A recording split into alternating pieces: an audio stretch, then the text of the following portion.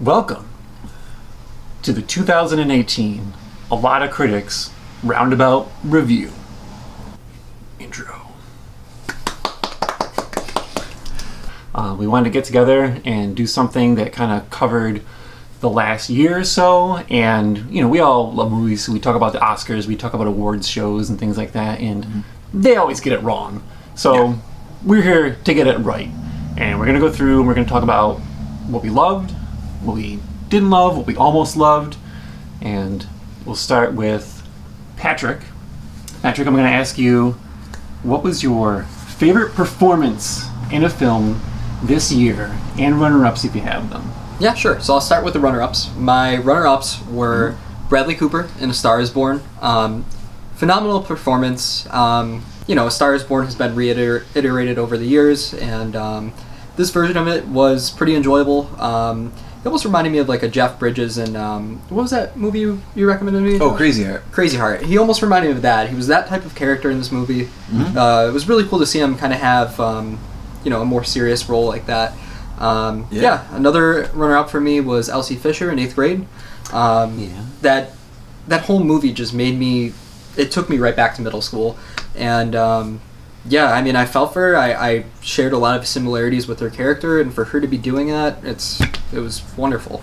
But my number one pick is Logan Marshall Green from Upgrade. Phenomenal performance. Wow. The way he wasn't really in control of his body, but he tried to take over control, and you could see him physically straining and struggling during certain scenes, and different scenes he would be surprised. Really cool. It was very exciting movie, and he just made it all that more exciting. Nice. Yeah. Good picks. Yeah, thanks. Nice. Josh? Okay. Well, I'm going to go the other way. I'm going to start with my winner. The one that I thought had the best performance. And I'm going to take from your list Elsie Fisher, number one. Much of what you said, relatable, and I think just the fact that we have this young actress who was just phenomenal, new to the scene, director who's new to the scene. Everything was so new and refreshing with this movie, and it had so many cringy moments, and it was because she acted it out so well.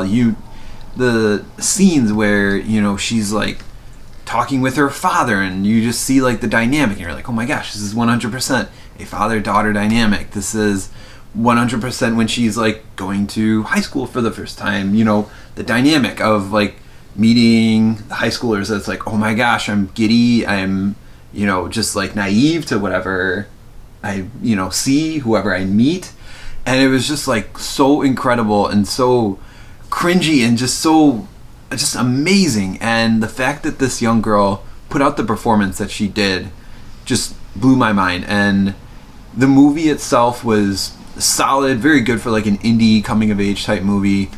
But with movies like Lady Bird in the past, I just think this movie encompassed what you really, or this actress really encompassed what you really want to see in terms of a character that's relatable and is just stunning in her role and making you feel these types of emotions yourself, watching it and just feeling oh my gosh, I feel so bad for her for this happening, or oh, I'm so happy that this happened to her.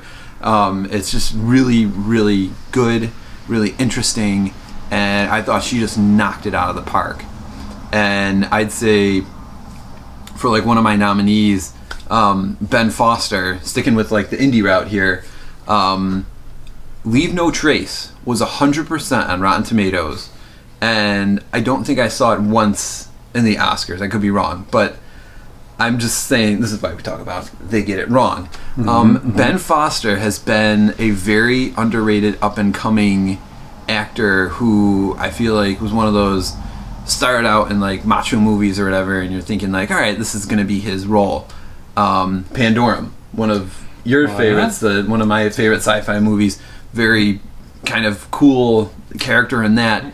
But then he comes, and I think Hell or High Water a couple years ago with Jeff Bridges and Chris Pine, which was a highly nominated movie, and then this, Leave No Trace, just phenomenal character, and again, like, you feel the cringiness, you feel the awkwardness that he brings to the screen, you feel just like he is this person in real life and what he brings to this character that he plays. And again, you know, dynamic with his daughter and the people he encounters, and you're just like, you could be one of those people seeing him and you're just like, whoa, like, this is believable, this is you, this isn't an actor, this is a person with this, you know, problem or the issues that he has. Is like, wow, just breathtaking and phenomenal.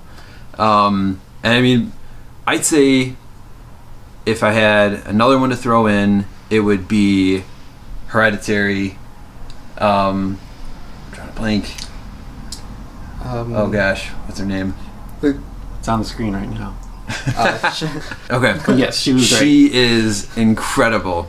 And again, believing everything she goes through.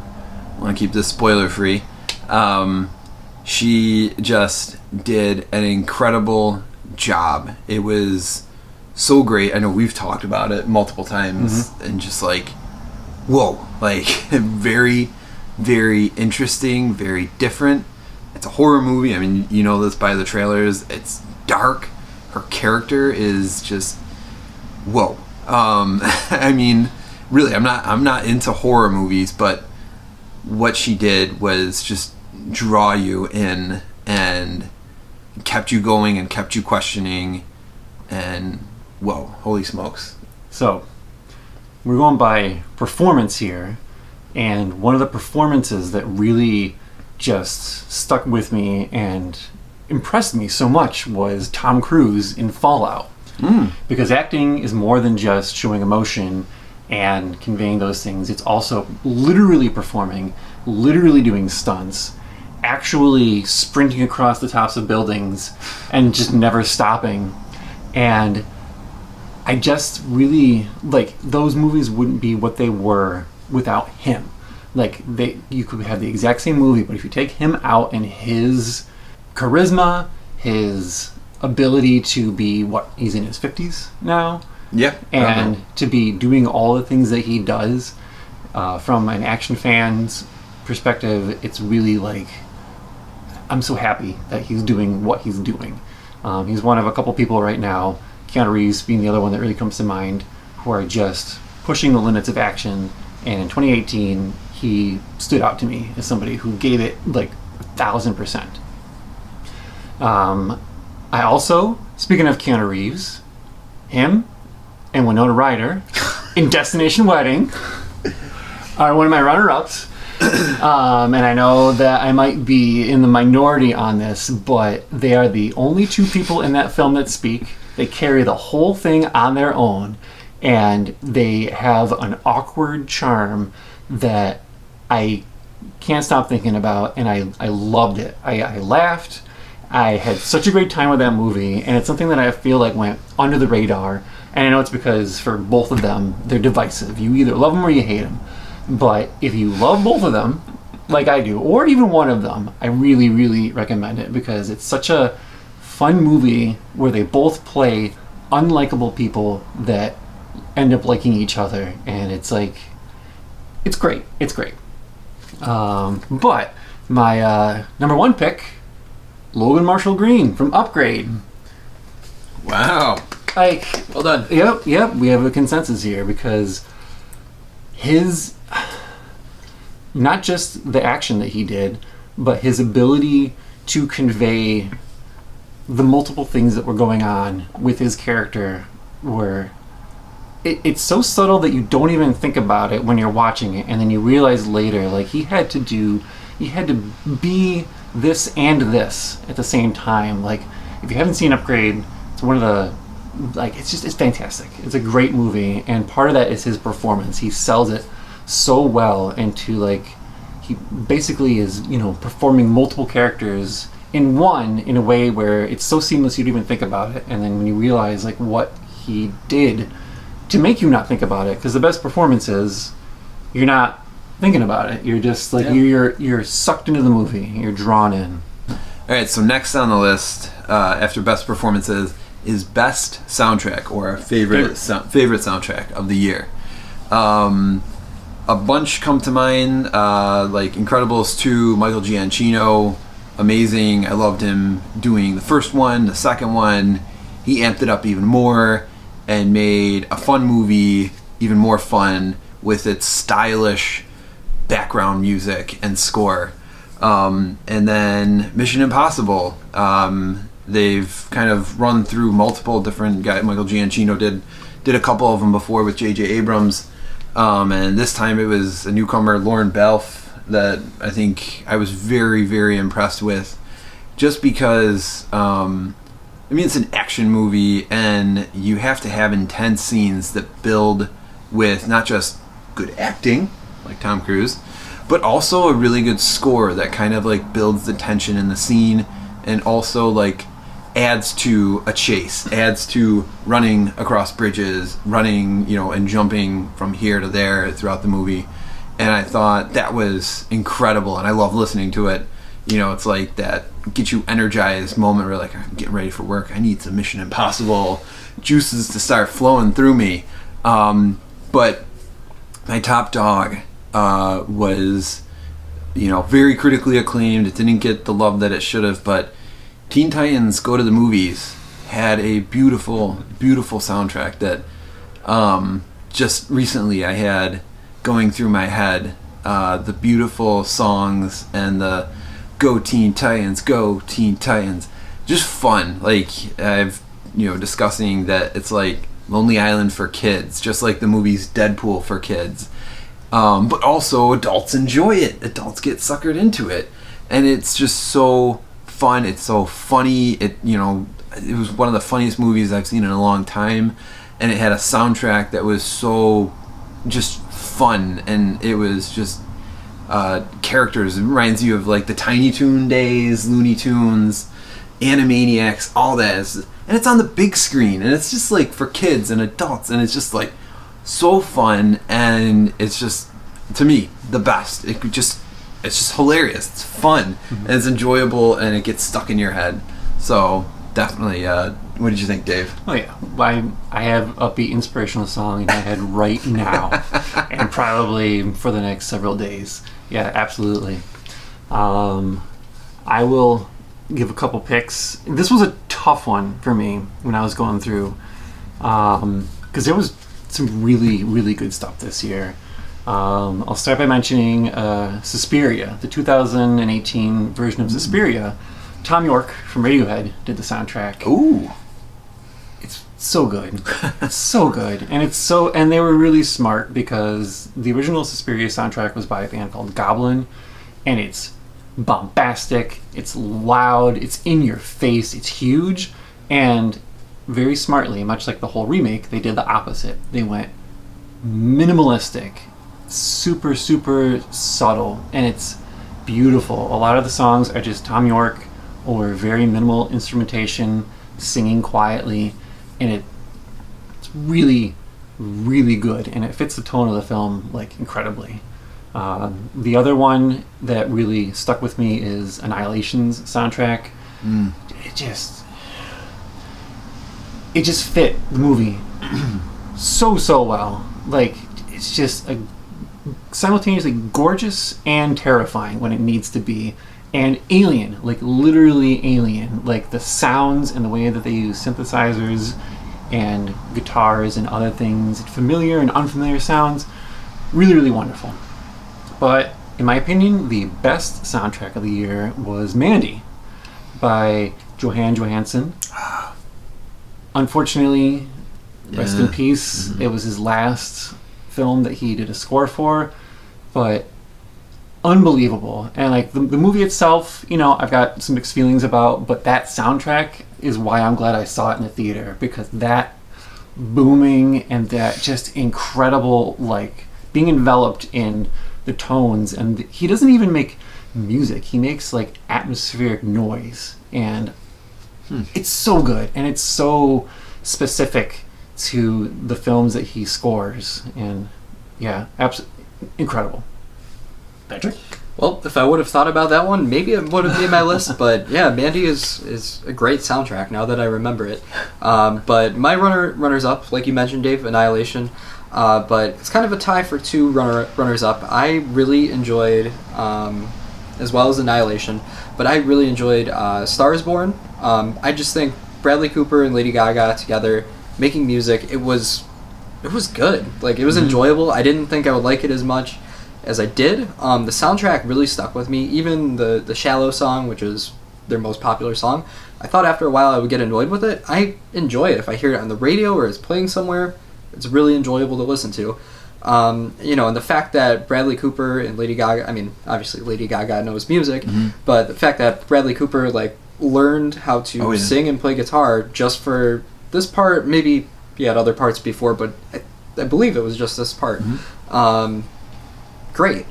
And my other runner-up is Black Panther. That soundtrack, Kendrick Lamar and SZA did a phenomenal job with that. It was great to listen to.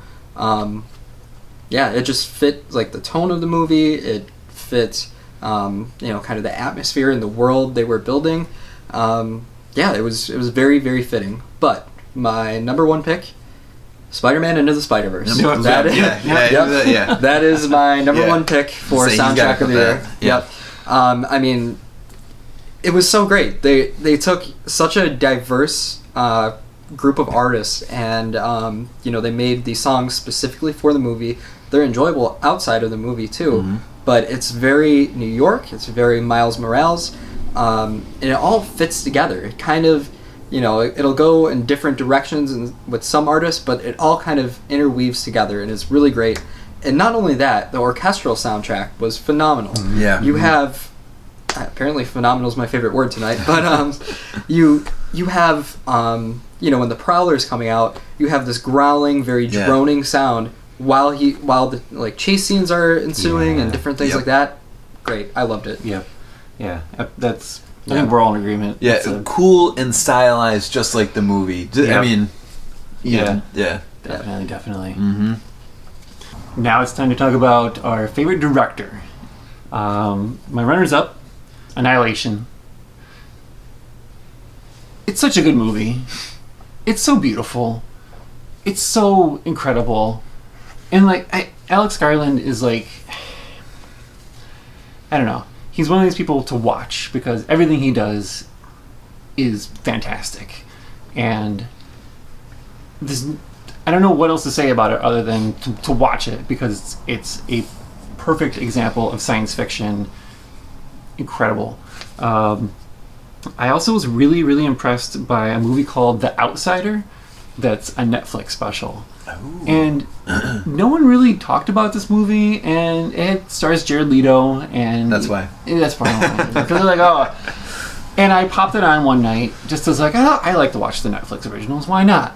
And instead of being something that goes on in the background, I was like, oh, this is beautiful. This is, every shot is it's gorgeous, and it's in Japan, and there's just, like, city shots and nature shots, and, like, it's the gritty underworld of the Yakuza, but done in a way that's very, very, like, beautifully ugly. Really, really good. But really, the winner for me as an animation fan is Spider-Verse.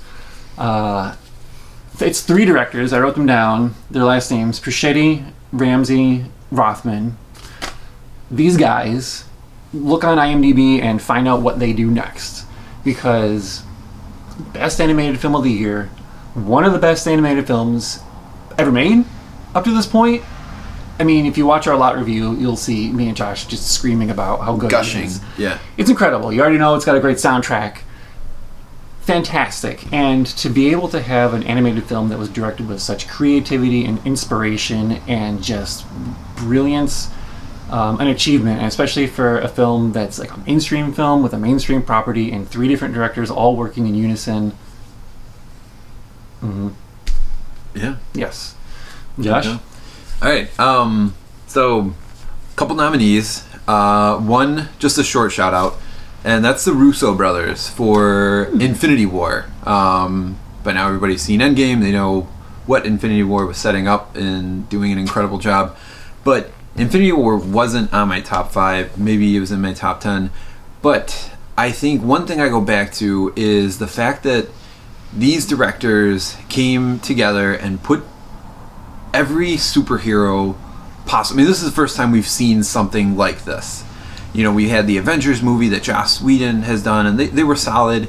But to this capacity was just outstanding. And minor props to James Gunn, because, without the Guardians of the Galaxy being as phenomenal as they are, they wouldn't have been so great. But the Russo brothers took Guardians. They took the Avengers. They took Thanos. They took every, great Marvel comic book Avengers character, lumped them into one movie, and it was just an outstanding achievement for comic book films. And you talk about Spider-Verse, great comic book movie. But in terms of like the mainstream that everybody, you have so many fans that you have to cater to as well. So the fact that this movie gets acclaimed the way it does, and like an 85 on Rotten Tomatoes, it's like quite an achievement. And being a fan of Community and like following the Russo brothers like throughout their career and seeing them launch to this peak point where they have such high expectations from Winter Soldier to Civil War to Infinity War and then Endgame, and they keep doing it. They keep producing, and it's just a phenomenal job and just a dynamic duo to look out for in the future, because I'd love to see what they're going to do when they're done with Marvel. Oh, yeah. Because I think the future is very bright for their creative minds and their adjusting ability and the way they can just like take so many personalities, so many ideas. Think of how many directors have worked on all these Marvel movies. Jon Favreau, how it all started. Yeah. Shane Black, James Gunn. Just all these all these directors, and then they lump it into this, Joss Whedon as well, and they spit this Infinity War out, which was solid. It wasn't my favorite movie of the year, but it was solid. But kudos to the directors for doing such a great job. Another nominee I'd say is John Krasinski for A Quiet Place, which I think we'd all agree was just a masterpiece. It's just so good, and it's hard to discuss without spoiling anything that happens in the movie, other than it's a masterpiece. It's so good. And I try to convince people, like, no, don't worry if you're not a horror fan. Don't worry if you're not this, a fan of this. Just see it, because the sound mixing and all the great elements that are so minor in many movies are brought to the forefront in this movie.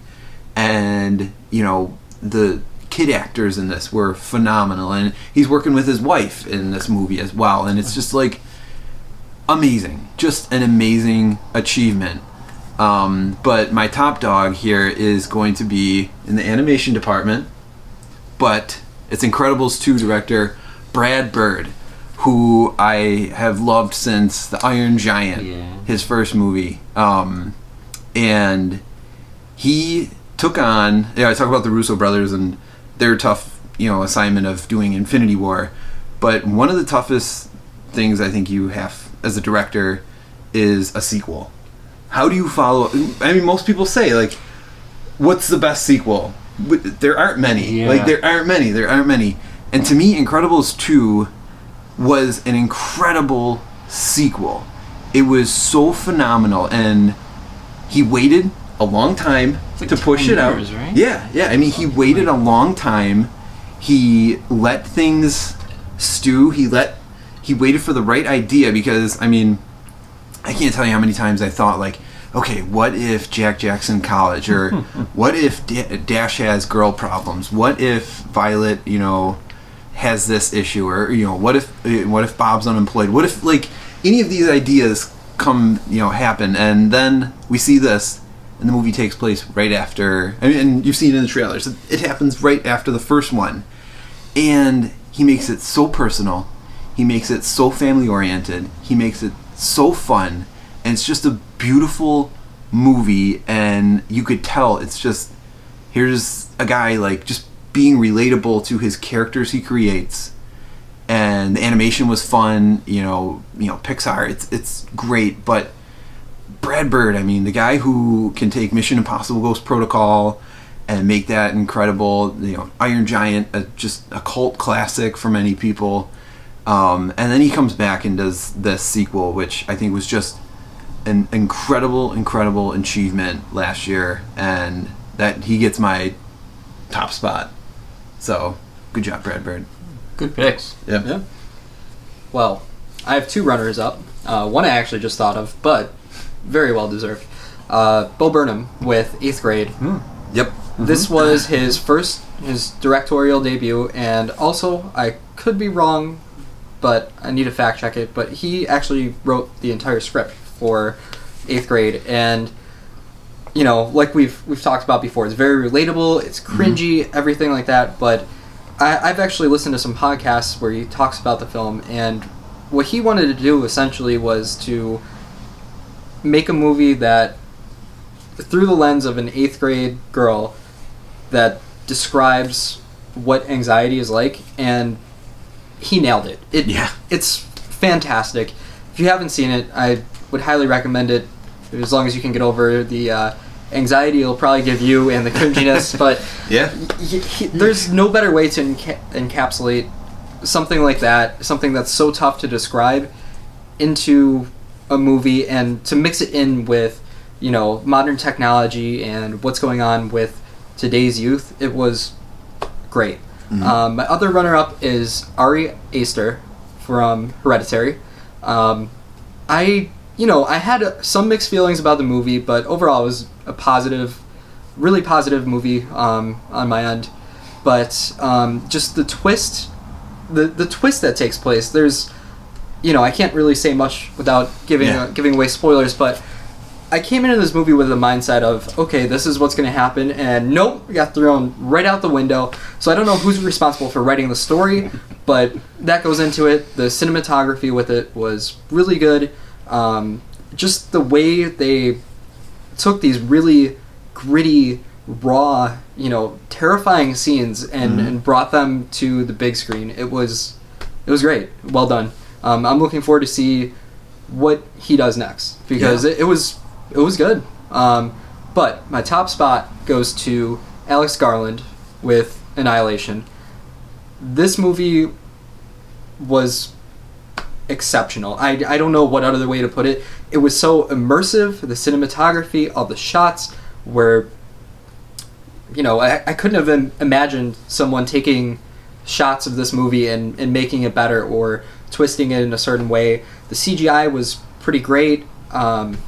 Everything about it, I mean, I don't want to live in that world, but like it made me feel like this is a possibility of something that could happen, and I felt like it was right outside for me while I was watching this movie.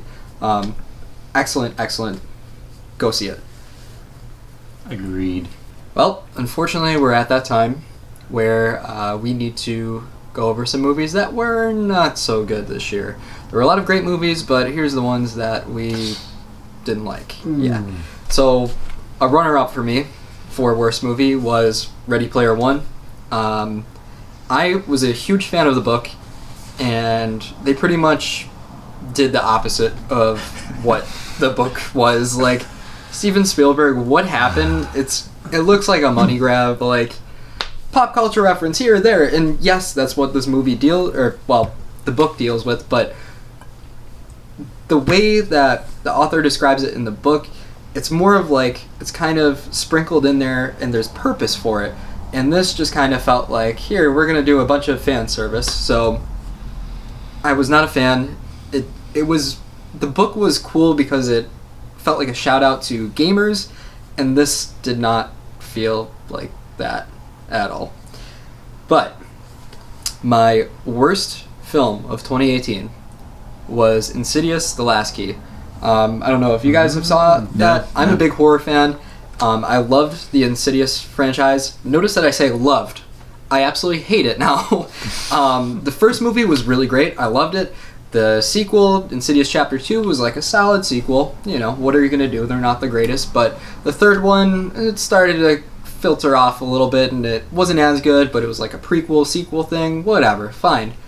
Then this movie came out, and it is utter garbage. I would not recommend this to anybody. It was terrible. The dialogue in it was cringy to the point of a couple times I wanted to leave the theater. It was that bad. Luckily, I was with someone, so I guess I had to suffer through. There's not a lot of scary moments. The acting is atrocious. And I'm sorry to whoever worked on this film, but I'm just trashing this because it is horrible. Horrible. It ruined the franchise. Literally ruined it. Wow. And if you want to learn how to ruin a franchise in one film, this would be a good lesson. All right. Okay. If you're going to make a movie about a giant shark, you want to put the giant shark in it.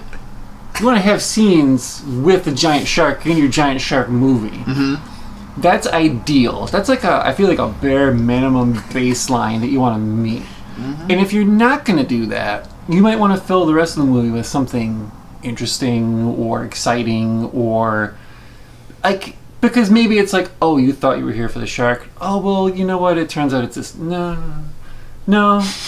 It's just a whole lot of like nothing. It's just. I mean, yeah. It's just. It's like a I don't know. I feel like a parent who's like not mad at my child. I'm just disappointed. I'm like, really? Okay, all right. Well, you didn't even try. We're talking about the Meg, by the way, yeah, so you know not to see this. It's the Meg. Should we give it a participation trophy or not? I mean, there was a shark in it at one point, I guess. But yeah, do you want to continue with? Do you have any more of your worst? Okay, yeah. Was that one of your runner-ups? Yeah, I'll add some more to it. That segues into. I'll let you finish your picks. Okay, so I'm definitely going with the Meg, and I'll just say this much: watch the trailer because you're going to see all the good stuff in it. Mm-hmm. That's it. What a waste of Jason Statham, who is an awesome action actor, and honestly, I've been waiting for him to be in something.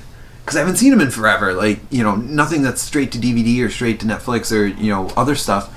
So I'm like, oh man, Jason Statham, giant shark, what even Sharknado and, stuff like that gets put out is still entertaining. This couldn't even come close to it. And I'm a huge sucker for, like, Deep Blue Sea, Jaws, The Shallows, all these great shark monster movies. That's what this is supposed to be. But instead, it's a bunch of people yelling at Jason Statham for screwing up. No. For doing the right thing. That's right. He didn't even do anything wrong. That's right. Why did you do they that? think he screwed up, but he didn't. Yeah. Anyways, to me, that is the worst. And I will say I have two runners up. One that was already touched on, Ready Player One. I haven't even finished this movie because it's taken me forever to watch each segment. I went through basically 40 minutes of it, and I was like, all right, this is very uninteresting, very, like, just over CGI, over pop culture references. I don't even know who the audience is for because it seems too dark for some kids. It was a cop-out book to movie adaptation, and it was a CGI fest. Yeah. So maybe I have 20 minutes left. I don't know if I'll even finish it, but Ready Player One, just, sorry Spielberg, just, I don't know what you need to do, but this is garbage. Absolute garbage. And the other one I've touched on before when we've done our reviews, and that's Rampage. I love The Rock. I think he's an awesome actor, and he's done great choices, like joining up in the Fast and Furious movies. Hobbs and Shaw looks phenomenal. And he's had some other great action movies to make him, the action star that he is. But Rampage was a poor choice for him, a poor choice for the director, just a poor choice for the studio. Everybody just made poor choices in this movie. And it was just bland garbage. And a movie that's so simple that, we talk about all the time, like, when are we finally going to get that video game movie that triumphs? This movie's so simple, like, the game is so simple and dumb that it shouldn't take, a lot to do it. I mean, get the guy from Independence Day to make this, because that's how easy it should be. But instead, they just make all the wrong choices and make all the awkward scenes, and it's dumb. So dumb.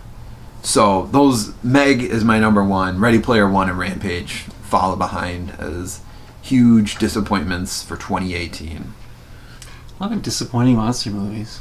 Yeah. Well, yeah. There you go. Yeah. It's if you want a monster movie, you put the monsters in it. If you go to an action movie, you want action. If you make a monster movie, just put the monsters in it. Yeah.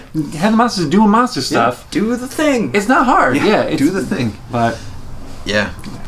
Ready Player One, I made it 25 minutes, I think, and that was like 4 or 5 times trying. I kept getting 5 minutes into it, and every time I'd be like, oh God, no, I can't. I have to stop. Like, it hurts my brain. And what's awful is that I'm the target audience. I'm the 80s kid. I know all these references. I know the Akira bike. I know Gundam. I know all this stuff.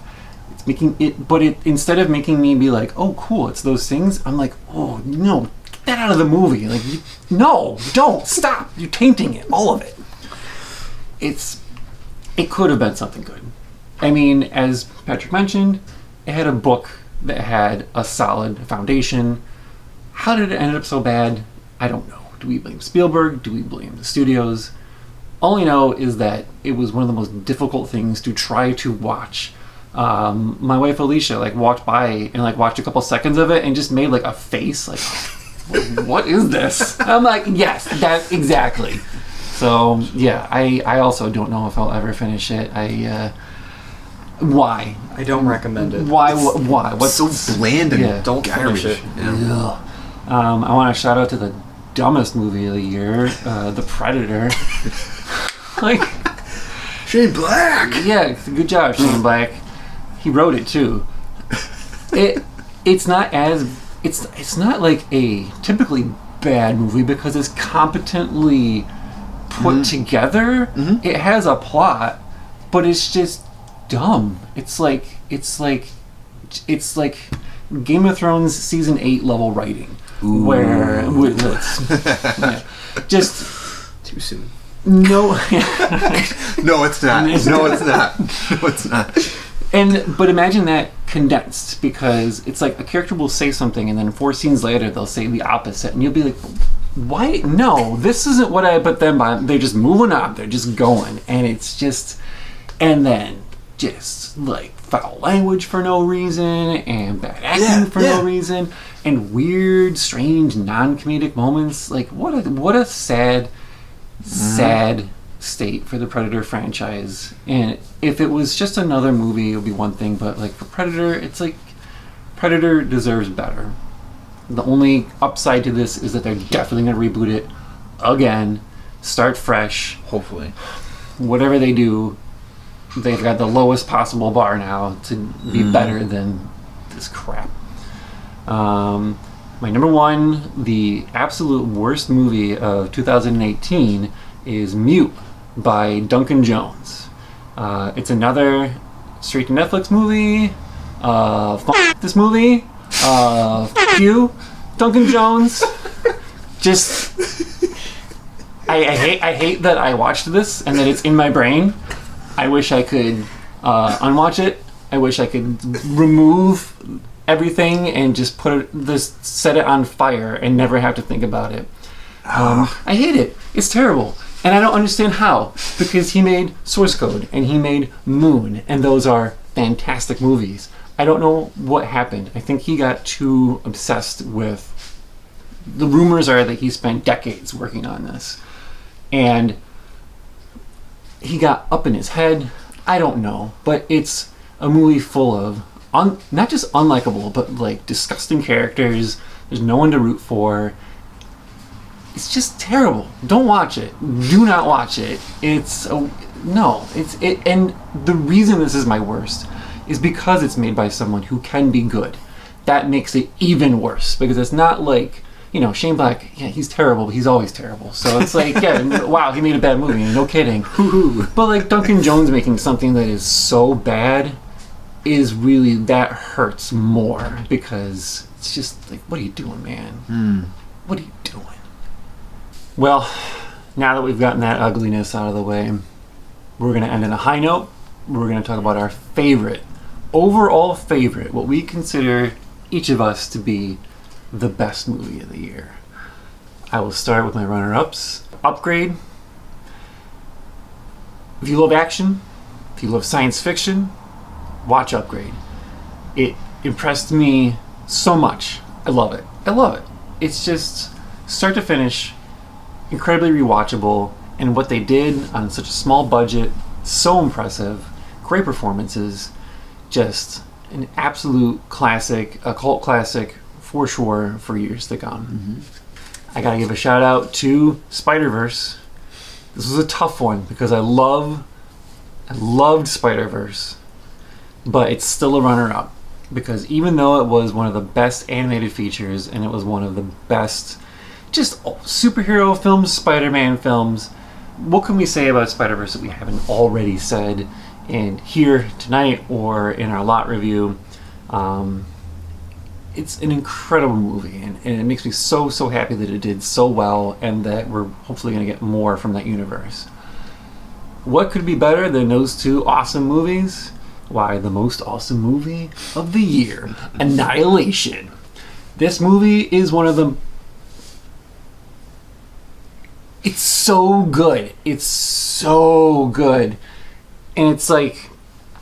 And I knew when I was watching it in the theater that it was one of those like special movies that is going to stick with me, like Ghost in the Shell, like the movies that are close to my heart because they're not just well made, they're not just well acted and with great soundtracks and everything else, but there's just something about the whole of it and the message of it and the execution of it that make it's an absolute classic.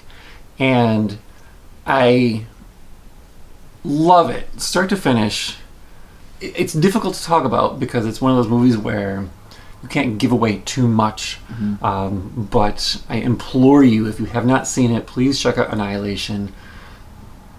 My favorite movie of the year, one of my favorite science fiction movies of all time, definitely my top 10, maybe even my top 5. Phenomenal. Teen Titans Go to the Movies. Cut it right there where soundtrack was fun, movie was funny, hilarious. It's just great all around. And talking about animation, so poppy and beautiful, and it reminded me of, the Dexter's Laboratory and all the fun cartoons that I grew up with, Powerpuff Girls. Even do you guys remember SWAT Cats? Oh yeah. Even that. Yeah. I mean, with Slade's look of his ship and stuff, I was thinking about that, like, so cool. It was like, a compilation of Cartoon Network's greatest animated cartoons thrown up on the screen with a goofy Animaniacs SpongeBob undertone to it. And it's like, wow, what a year for animation, because next, Spider-Verse, another nominee for me. Everything you guys have discussed, from soundtrack, directors, all of it, so cool, so fun.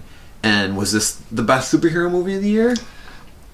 I think so. I mean, Infinity War was solid, Black Panther was solid, but I mean, this out of nowhere, awesome, fun, animated, action superhero movie, kudos, just beautiful.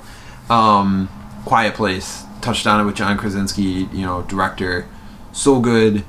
Can't talk about it unless you see it, because it's so great. And the rumors of a sequel have me questioning, like, do I want a sequel to this? Because it should be its own standalone. It, to me, almost like an Annihilation kind of thing, where it's beautiful. And when you're at the movies and the ambiance, just like the reactions from fans and stuff, you're just in the moment feeling it and you're loving it.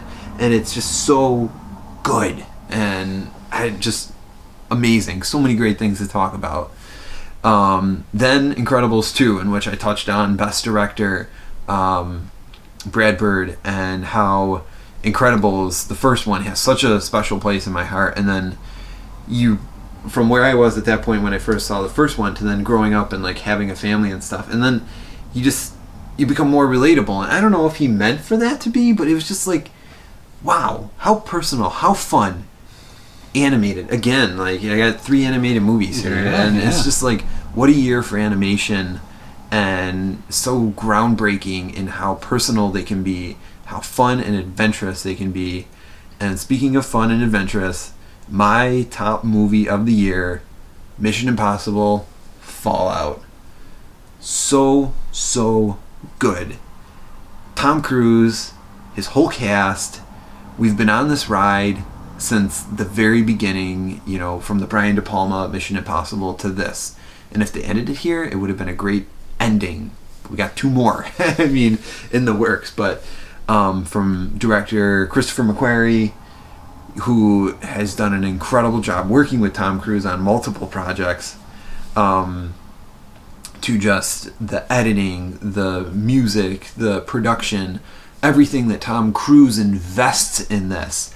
And J.J. Abrams, a shout out to him, because when he took on number 3, he kind of like reintroduced and rebooted this franchise, and he's still attached to it as well. And it's just for, you know, an era where we're going through franchises. Everything's a sequel. Everything's a superhero franchise. You know, trilogies, quadrilogies. Star Wars comes back. Aliens gets rebooted. You know, at some point, Die Hard's going to be rebooted. Beverly Hills Cop. I mean, any of these movies have been rebooted, sequels, all this stuff. Here is a franchise that has stood the test of time, and every movie gets better. Every movie just like reinvests you into why you love the character, and you love him for more reasons. And as you touched on with Tom Cruise, he just keeps getting better, because this really was a best performance worthy performance by him. He just was so good, and that's why Fallout gets my best film of the year. Hereditary is my first runner-up.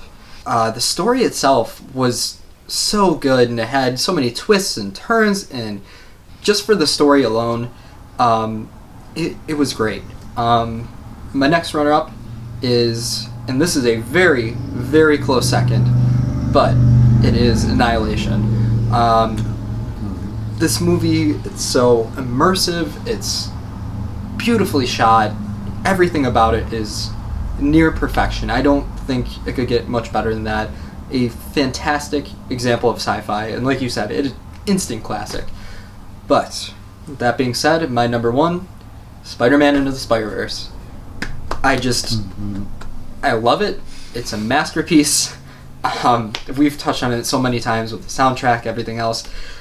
I mean, we've said things over and over again, so I don't want to get too detailed here, but just to add one more thing, you know, it tackles a lot of big and you know, real problems with so much sensitivity toward anybody who's going to watch it, regardless of what age. It's a movie for everybody. It has so much positivity in it, and I just love the message and everything about this movie. That's my number 1. Yeah, I think. Do you think that's like consensus-wise? If we all had to like nail it down objectively, yeah, is that the best movie that came out this year? It was really, really good. Like, I mean, everything about it, like, it's because I also think, you know, when we do our lot reviews and stuff, our last segment is recommending, and I think that's one that ages. I mean, everything, like, whether you like a superhero movie or you don't, whether you like animation or you don't, whether you're into like the family film or not, like, forget all that. Forget all the dynamics that Spider-Verse has. See it as the wholesome, just beautiful movie that it is, and then be wowed, be surprised that, you know, earlier in the year you went to see Black Panther, Infinity War, or Ant-Man and the Wasp, or something like that, and then you go and see this and you're like, wait, this is a superhero movie? Because I think that's one thing I touched on in the live review, is like, I don't walk away thinking I just watched a superhero movie. I just watched an incredible picture, an incredible movie that I don't identify as animated, I don't identify as superhero, I don't identify as what it is, other than it's beautiful. It's a good movie. It's a really good movie. Yeah, it's something you could recommend to literally everyone of any age, whether or not you like or know who Spider-Man is, because it just educates you on all that. and just from a technical standpoint and animation standpoint, we keep going back to it, but like I was basically, I've said before, I was jumping out of my chair with the things that they were doing, and it's just like, how is this movie real? It was so close for me for that being the top. It's a tough, but this is great because 2018, the fact that we all had to make these choices and that there was so many like, ooh, which is going to be my favorite, is great. And cinema as a whole, I think, is really doing good. Like, there's a lot of great films, and even though there are a lot of franchise films and sequels, they're giving them to the right people, and they're doing interesting things with them. Yeah. And that is key. And on the other side of that, we've got Netflix doing the indie stuff. You mentioned a few things. Yeah. I mentioned a few. There's these streaming companies who are doing the smaller features. So this whole discussion, I feel like I'm pretty positive about 2018. I already got 2019 thoughts. Oh, yeah. Let them marinate, but other than that, I mean, just from this whole review, the future is very, very bright for film, for cinema, and I'm looking forward to the rest of 2019. Yeah. In theaters and streaming.